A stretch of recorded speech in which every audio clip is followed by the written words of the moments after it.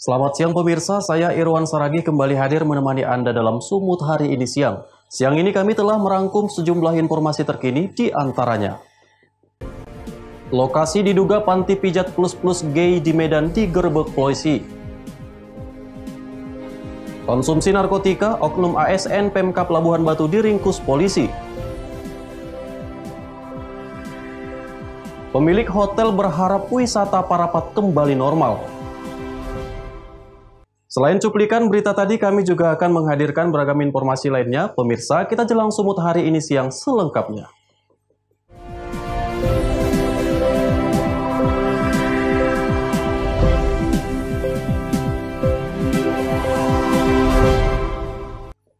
Pemirsa, lokasi yang diduga panti pijat plus-plus khusus gay di kawasan perumahan elit Taman Setiabudi Indah 2, Jalan Ring Road Medan digerebek polisi.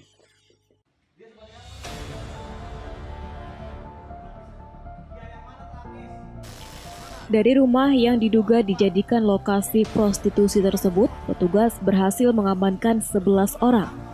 Dari ke-11 orang yang ditangkap, 10 orang sebagai terapis, sedangkan 1 orang lainnya merupakan tersangka. Polisi menduga panti pijat ini dijadikan tempat prostitusi LGBTQ. Hal ini dibuktikan dari terapis dan tamu seluruhnya laki-laki yang disinyalir kerap melakukan hubungan seks sesama jenis. Dari penggerebekan tersebut, petugas menemukan barang bukti berupa sebuah mainan seks atau sex toy dan ratusan alat kontrasepsi. Selain itu, polisi juga temukan barang bukti lainnya berupa 18 handphone dan uang sebanyak Rp400.000. Kombes Pol Irwan Anwar, Direktur Direktorat Reserse Kriminal Umum Polda Sumut, mengungkapkan modus perdagangan orang ini berpura-pura melayani pijat, namun laporan masyarakat aktivitas yang dilakukan berbeda. Hasil pemeriksaan tersangka inisial A diduga sebagai mucikari yang juga menyediakan tempat dan menawarkan pelayanan seks dengan mendapatkan keuntungan sebanyak Rp100.000 dari tiap pembayaran tamu ke terapis senilai Rp200.000.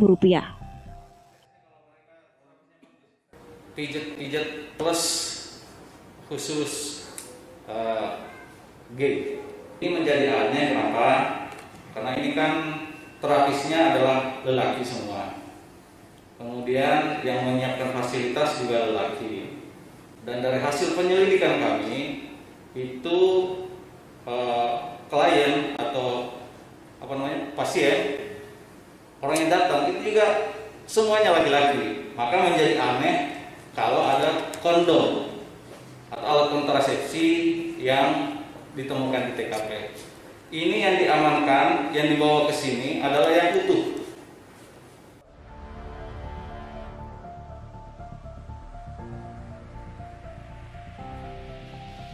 Tersangka A dikenakan pasal 2 Undang-Undang 21 tahun 2007 tentang pemberantasan tindak pidana perdagangan orang dengan ancaman pidana 15 tahun hukuman penjara.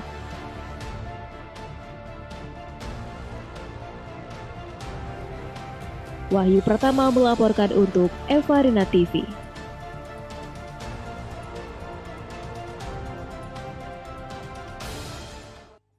Pemirsa, Polres Tanah Karo mengamankan 27 unit sepeda motor hasil patroli balap liar di seputaran Kabanjahe Kabupaten Karo dikarenakan tidak memiliki kelengkapan dan surat-surat kendaraan bermotor. Patroli ini dilakukan untuk menciptakan keamanan dan kenyamanan masyarakat selama pandemi COVID-19.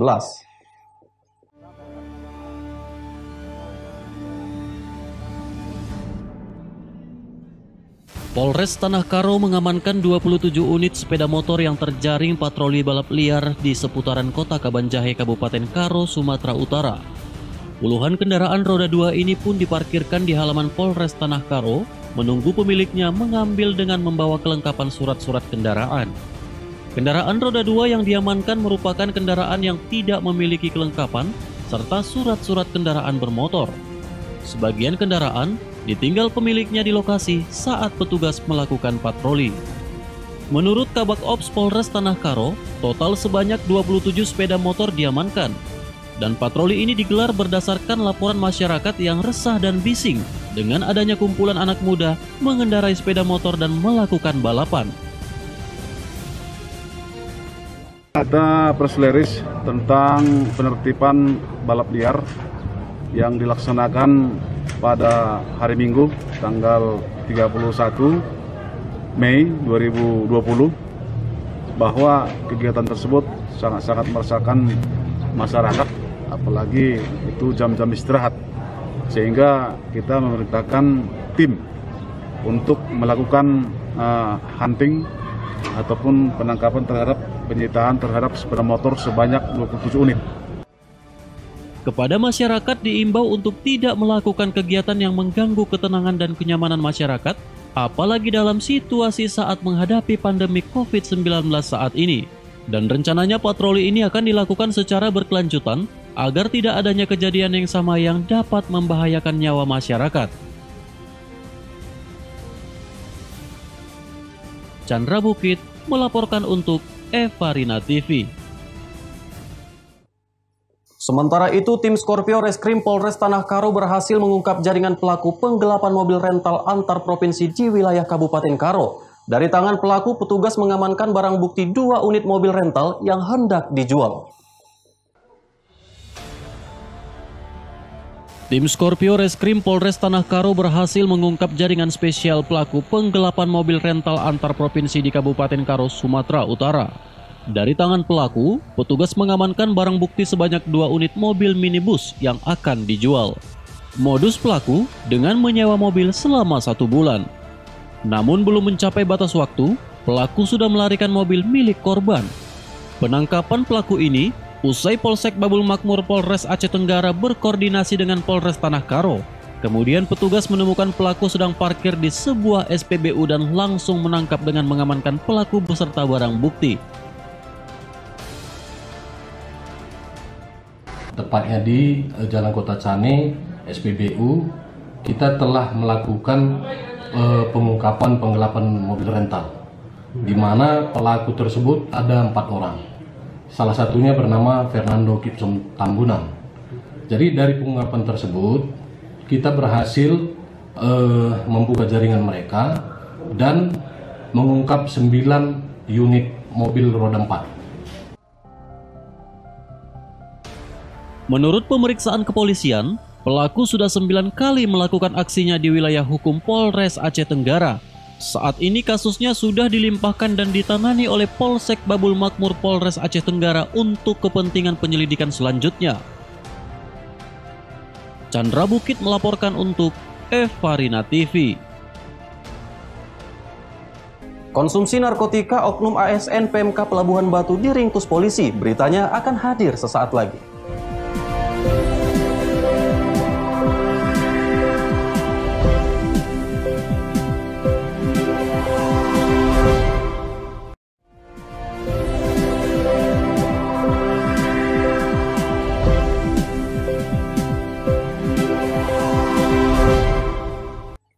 Terima kasih Anda masih bersama kami.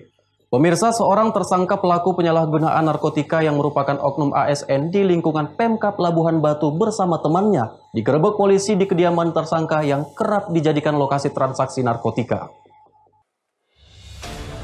RFS alias Rio, tersangka pelaku penyalahgunaan narkotika yang merupakan seorang ASN di lingkungan Pemkab Labuhan Batu bersama temannya MF alias Wan. Keduanya merupakan warga rantau Prapat Labuhan Batu, Sumatera Utara. Mereka tidak berkutik saat personil Satres Narkoba Polres Labuhan Batu menggerebek kediaman salah satu tersangka yang kerap dijadikan lokasi transaksi narkotika. Hendak melarikan diri, keduanya akhirnya berhasil diamankan petugas beserta barang bukti sabu sisa pemakaian dan perangkat alat isapnya. Salah seorang tersangka RFS yang merupakan ASN mengaku mengonsumsi narkotika sejak 2 tahun lalu dan dirinya menyesal dengan perbuatan yang dilakukannya. Barang itu didapat dari mana, Bang? Dari Gambogor, Bang, dari kawan, Bang. Iya. Berapa Bang beli? 400, Bang. Biasanya itu berapa kali pakai itu, Bang? 2 kali pakai aja, Bang.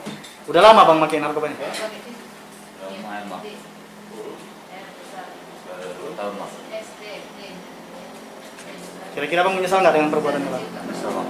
Menyesal ya, Bang? Menyesal, Bang.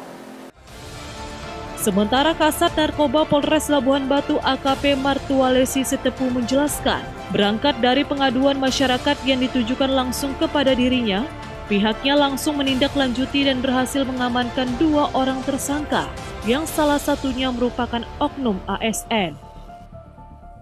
Di mana ini kedua tersangka ini dapat kami tangkap berdasarkan aduan masyarakat, karena keresahan masyarakat yang menyebutkan yang langsung melaporkan kepada saya ya, dengan menyampaikan bahwasanya ada peredaran narkoba di Jalan Padang Bulan atas nama Wan, panggilan Wan, sehingga lokasi itu ketika kita mendapat informasi itu langsung kita tindak lanjuti dengan melakukan penyelidikan, dan dari hasil penyelidikan kita curigai di depan rumah 2 orang laki-laki ya, hingga langsung kita menuju sasaran dan mereka mengetahui kedatangan kami dan mereka sempat melarikan diri ke dalam rumah. Demikian. Untuk mempertanggungjawabkan perbuatannya, kedua tersangka terpaksa mendekam di sel tahanan Polres Labuhan Batu dan akan dijerat pasal 112 Subsider 127 Undang-Undang Nomor 35 tentang narkotika dengan ancaman penjara maksimal 12 tahun. Ucok Sitorus melaporkan untuk Eva Arena TV. Tidak terima rekannya ditangkap karena kasus pencurian sawit, puluhan warga demo kantor Polsek Bandar Pasir Mandoge, Kabupaten Asahan, Sumatera Utara. Puluhan warga Desa Kopas dan Desa Huta Padang menggeruduk kantor Polsek Bandar Pasir Mandoge, Kabupaten Asahan, Sumatera Utara karena tak terima kedua rekannya diamankan karena mencuri sawit oleh pihak polisi.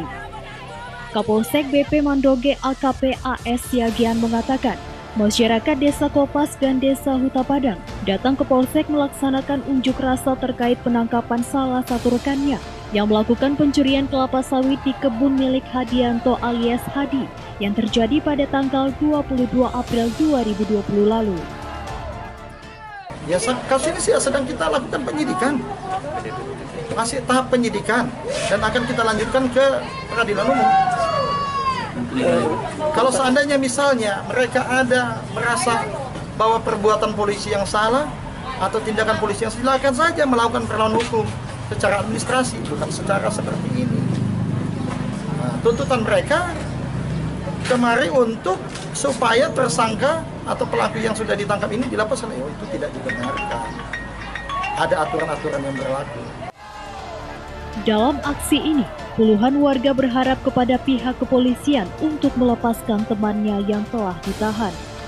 Mereka juga berharap agar petugas dapat memproses kasus tersebut sesuai hukum yang berlaku. Itu nggak mengenai ini dua menang. Ini si Manjunta ini slider ini cuman dia punya mobil, dipakai orang mama ini, makanya ditangkap, makanya kami keberatan Pak. Tapi ada ala buktinya bahwasanya buah ini segala macam, bahwasanya itulah rekayasa, itu saksi palsu Pak, makanya kami mau nuntut kembali lagi karena itu bukan pelakunya. Ini pelakunya mama ini tangkap semua. Kami pelakunya. Udah tangkap aja, nggak apa-apa. Tapi mereka dapatkan pihak kepolisian, dapatkan di lapangan. Makanya Pak, hukum itu ditegakkan yang apa? Nah, yang pada tempatnya, jangan kayak gitu. Jangan ditangkap yang salah, yang salah lah ditangkap. Kalau memang itu salah ya. Kini pihak kepolisian masih terus melakukan pemeriksaan dan penyidikan terhadap kasus tersebut. Wanda Pratama melaporkan untuk Eva Arena TV. Pemirsa, kita beralih ke informasi lainnya. Pemerintah Kota Medan melakukan pemeriksaan rapid test kepada Satpol PP selama 2 hari. Hasilnya belasan petugas dinyatakan reaktif COVID-19. Sebanyak 650 petugas Satuan Polisi Pamong Praja Kota Medan menjalani pemeriksaan rapid test selama 2 hari di gelanggang remaja Jalan Sutomo Ujung Medan, Sumatera Utara. Pemeriksaan cepat yang dilaksanakan Pemko Medan ini difokuskan kepada frontliner atau petugas terdepan seperti petugas kelurahan, kecamatan, serta petugas Satpol PP yang berada di lapangan. Dari pemeriksaan yang sudah dilakukan selama 2 hari tersebut, puluhan petugas Satpol PP Kota Medan dinyatakan reaktif COVID-19. Petugas yang dinyatakan reaktif sudah dilakukan isolasi mandiri dan akan dilakukan pemeriksaan swab test untuk mengetahui hasil secara pasti. Sekretaris Satpol PP Kota Medan Rahmat menjelaskan, Kegiatan yang dilakukan ini bertujuan untuk memberikan rasa nyaman kepada masyarakat karena Satpol PP merupakan petugas terdepan yang berada di lapangan. Sampai sekarang 250 tambah ini hari 400, berarti 650. Nah, kan udah berlangsung selama 2 hari. Di hari pertama hasilnya bagaimana, Bang? Ada beberapa yang reaktif, nah, kita isolasi dan juga keluarganya jadi pantauan dan harus ikut rapid di puskesmas di mana dia tinggal. Nantinya rapid test massal ini akan terus dilakukan oleh pemerintah Kota Medan guna memutus mata rantai penyebaran COVID-19 di mana Kota Medan masih menjadi zona merah penyebaran corona.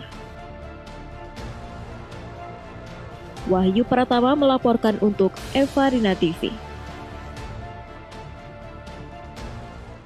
Pemirsa, Sumut hari ini akan kembali dengan informasi menarik lainnya. Tetaplah bersama kami.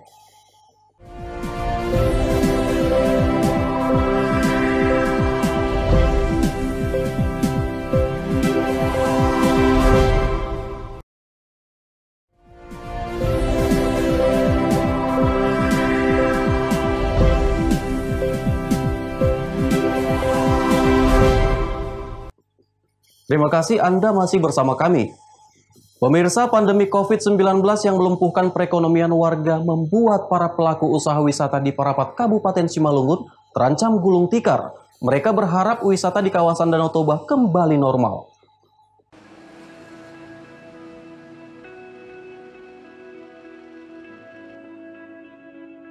Masa pandemi COVID-19 membuat perekonomian warga dari berbagai sektor nyaris lumpuh. Hal senada juga dirasakan oleh pelaku usaha di kawasan Danau Toba, Kabupaten Simalungun, Sumatera Utara. Langkah pengurangan karyawan banyak dilakukan hotel dan pelaku wisata lainnya yang selama ini menggantungkan jumlah tamu dari wisatawan yang datang ke kawasan Danau Toba. Tak hanya itu, beberapa hotel juga telah mengurangi jam kerja menjadi hanya 5 hari kerja. Dibandingkan dengan periode sama tahun lalu, industri pariwisata secara keseluruhan di kawasan Danau Toba telah merosot hingga 60% hingga 2020. Membuat pelaku bisnis hotel dan pelaku usaha lainnya memilih melakukan efisiensi mengurangi karyawan. Salah seorang manajer hotel mengatakan, di masa pandemi usaha perhotelan mengalami penurunan hingga 90% mengakibatkan pengurangan karyawan.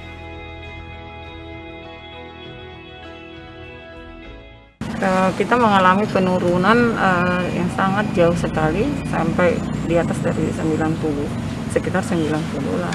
90% Kak ya? 90% penurunannya. Mengingat di hari-hari yang lewat kan tamu banyak pengunjung yang datang ke Parapat ini. Tapi pada saat ini setelah pandemi ada sungguh sangat menyedihkan. Bahkan miris Kak ya mobil aja pun mau tidak ada. Yang lewat di depan hotel, bahkan yang masuk ke hotel pun tidak ada yang bertanya.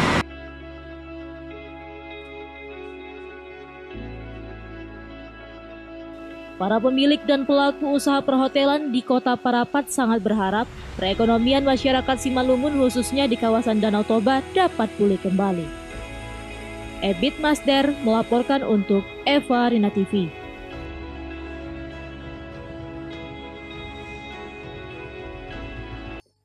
Pemirsa, objek wisata Pantai Batu Hoda yang berada di Desa Marlumba, Kecamatan Simanindo, Kabupaten Samosir kembali dibuka untuk wisatawan. Dimulai sejak bulan April, pemerintah Kabupaten Samosir, Sumatera Utara telah menutup seluruh objek wisata yang ada di daerahnya. Hal ini dilakukan untuk memutus mata rantai penyebaran COVID-19. Sejak 2 bulan berlalu dengan ditutupnya objek wisata, membuat objek wisata di Samosir terlihat berbeda, salah satunya di Pantai Batu Hoda yang terlihat sepi. Sementara, melalui Kepala Badan Pendapatan Daerah Kabupaten Samosir Hotraja Sitanggang mengatakan, pendapatan asli daerah Kabupaten Samosir yang diterima dari retribusi di sektor pariwisata dan hiburan sejak Januari hingga akhir Maret hanya mencapai 488 juta rupiah. Pada tahun 2019 yang lalu, penerimaan daerah dari sektor retribusi tempat rekreasi dan hiburan umum kita dapatkan sebesar 1,2 miliar dan untuk 2020 ini kita coba targetkan 1,5 miliar. Namun memang karena pandemi ini realisasi kita sekarang karena memang kita hanya terapkan pengutipan retribusi itu sampai posisi Maret kemarin, maka realisasi sekitar 488 juta. Ombang Siboro, pelaku pariwisata di Pantai Batu Hoda, bersama 2 karyawannya melakukan pembenahan untuk persiapan membuka kembali objek wisata pantai bagi pengunjung. Menuju normal baru, nantinya sejumlah objek wisata akan dilakukan pengurangan kapasitas pengunjung dan menerapkan physical serta social distancing. Selain itu, pengukuran suhu tubuh juga akan dilakukan dan penggunaan masker bagi pengunjung selama berada di lokasi pantai. Sebagai pelaku pariwisata, selama beroperasinya Batu Hoda, kita tetap konsisten membayar pajak 20% kepada pihak pemerintah dari tiket masuk. Dari parkir kita setorkan 10%. Bagi saya itu, saya pikir adalah sebuah PAD yang berkontribusi lah terhadap pendapatan daerah. Karena stay at home. Jadi ketika protokolnya adalah stay at home, maka tidak ada usaha pariwisata. Karena tidak ada pergerakan orang dari satu tempat ke tempat. No piknik, tidak ada mudik, tidak ada lesur, tidak boleh jalan keluar, ya pariwisata. Maka sebenarnya yang dirasakan oleh usaha pariwisata lockdown. Diharapkan dengan kembali dibukanya wisata Pantai Hoda dapat membantu perekonomian warga setempat dan mengembalikan gairah pariwisata Pulau Samosir. Junjungan Marpaung melaporkan untuk Eva Rinda TV. Pemirsa, informasi tadi sekaligus mengakhiri pertemuan kita dalam Sumut hari ini siang. Saya Irwan Saragih mewakili kerabat kerja yang bertugas pamit undur diri dari hadapan Anda. Terima kasih atas kebersamaannya dan sampai jumpa.